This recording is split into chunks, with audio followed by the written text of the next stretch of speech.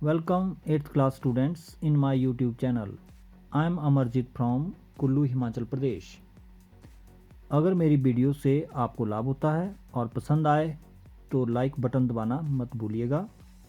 हो सके तो सब्सक्राइब भी करें। आज मैं आपको महत्वपूर्ण फार्मूले अर्थात सूत्र बताने जा रहा हूँ। पहला सूत्र है a जमा बी पूरे की शक्ति 2 बराबर है a की शक्ति 2 जमा 2ab प्लस b की शक्ति 2। इंग्लिश में आप इसे इस प्रकार से पढ़ें a plus b whole square equal to a square plus 2ab plus b square. इसे इसी प्रकार पढ़ें, इससे आसानी से आप याद रख सकते हैं। एक बात का ध्यान रखिएगा कि a और b के बीच में जमा है तो 2ab के सामने अर्थात आगे आपने जमा ही लगाना है, जैसा कि लाल रंग से बताया गया है। दूसरा formula a minus b whole square equal to a square minus 2ab plus b square. इस बार a b के बीच में माइनस है तो 2ab के सामने भी हमने माइनस ही लगाया है। अगर आप पहले सूत्र को देखें तो a b के बीच में जमा था तो 2ab के आगे जमा, और a b दूसरे सूत्र में a b के बीच में माइनस है तो 2ab के आगे माइनस लगाया। तीसरा सूत्र x जमा a x जमा b ये होता है एक्स स्क्वेयर जमा a जमा b ब्रैकेट बंद x जमा ए बी या a गुणा b, यानी कि a और b को आपने एक बार जमा करना है और एक बार गुणा करना है। a b की जगह कोई नंबर भी हो सकते हैं, जैसे x जमा 3 x जमा 4, तो 3 और 4 को एक बार जमा करना है, उसके बाद x लिखना और 3 और 4 को एक बार आपने गुणा करना। चौथा सूत्र a plus b into a minus b a square minus b square. एक बार दो राशियों की जमा है, एक बार माइनस है, तो आपने माइनस वाला लिखना और शक्ति 2 2 लगा देनी। a माइनस बी लिखा है देखो, तो a के ऊपर 2 b के ऊपर 2 लगी है। इसी प्रकार a की शक्ति 2 माइनस b की शक्ति 2 ये होता है a plus b into a minus b. अर्थात आप एक बार जमा करेंगे और एक बार घटाएंगे।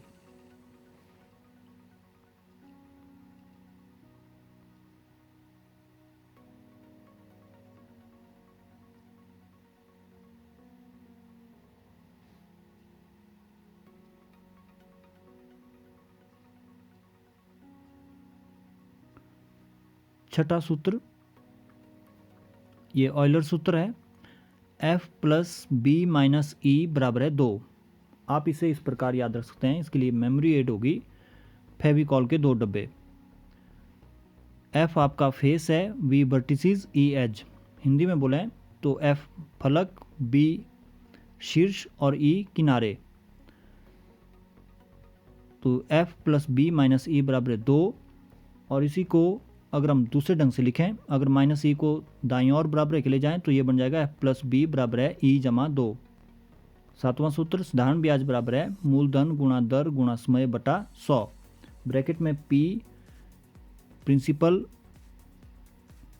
और r रेट और t टाइम है।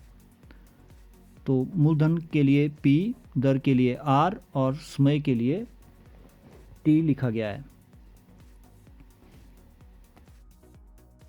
दूसरे भाग में मिश्र धन अर्थात a बराबर है p ब्रैकेट 1 जमा r बटा 100 पूरे की शक्ति t।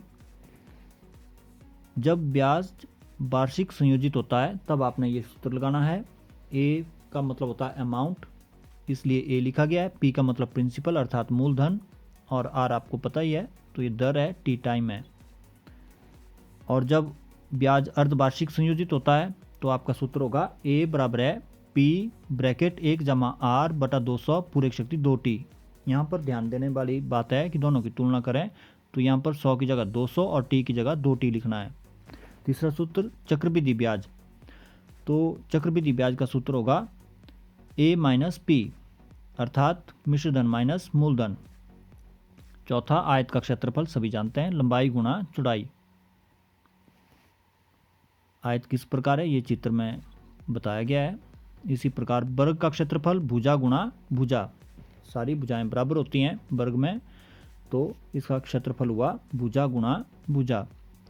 समांतर चतुर्भुज चित्र भी आपके सामने है, तो समांतर चतुर्भुज का क्षेत्रफल हुआ आधार गुणा ऊंचाई।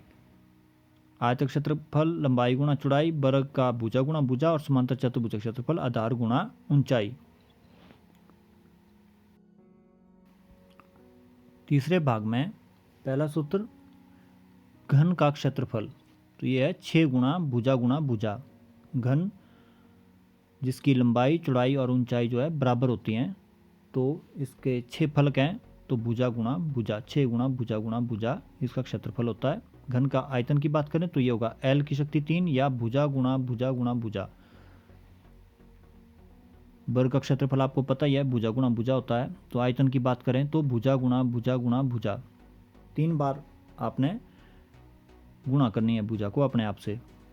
तो ये फार्मूला बन गया भुजा गुणा भुजा। और क्षेत्रफल की बात करें तो 6 गुणा भुजा।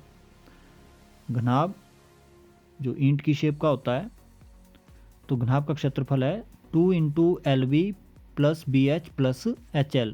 फिर से बता रहा हूँ, 2 into LB plus BH plus HL।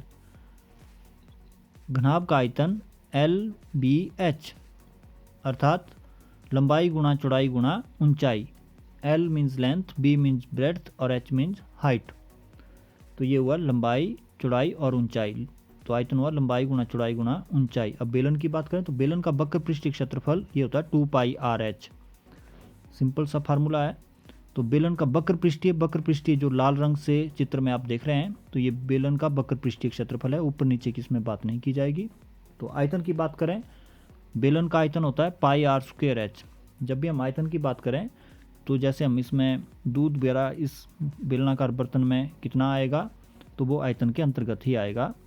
तो हमें इसमें पाई R²H करके इसका फार्मूला को प्रयोग करना है। तो शंकु का आयतन 1/3 पाई R²H, ये बेलन के आयतन का 1/3 होता है, इसलिए 1/3 पाई R²H।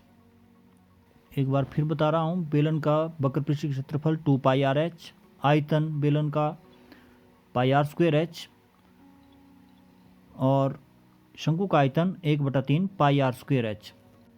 चौथे भाग में पाइथागोरस त्रिक 2m, m² minus 1, 2m plus 1 या 2m, m² माइनस 1, 2m जमा 1। 2m का मतलब 2 गुणा m, इस बात का ध्यान रखिएगा। अब a power m into a power n equal to a power m plus n। आपने शक्तियों को क्या करना है, जोड़ना है। m और n को जोड़ा गया है। एक की शक्ति m है, एक शक्ति n है, तो गुणा में क्या किया गया, इनको शक्तियों को जोड़ दिया गया है। a की पावर m इंटू a की power n equal to a power m plus n। एक और सूत्र, a पावर m एक शक्ति m भाग एक शक्ति n, ये होता है a की शक्ति m माइनस n। तो भाग में क्या करना आपने, घटाना है। अब गुणा और भाग में इसे कैसे याद रखें कि जमा करना है, कहाँ घटाना है। तो गुणा में आप थोड़ा सा डंडे को ऊपर नीचे करें तो ये जमा बन जाएगा, भाग में बिंदी हटा दे तो माइनस हो जाएगा। अंतिम सूत्र एक शक्ति m पूरे शक्ति n, तो ये हो जाएगा एक शक्ति m गुणा n। शक्तियों को गुणा करना है। ठीक है, एक और वीडियो के साथ फिर मिलेंगे।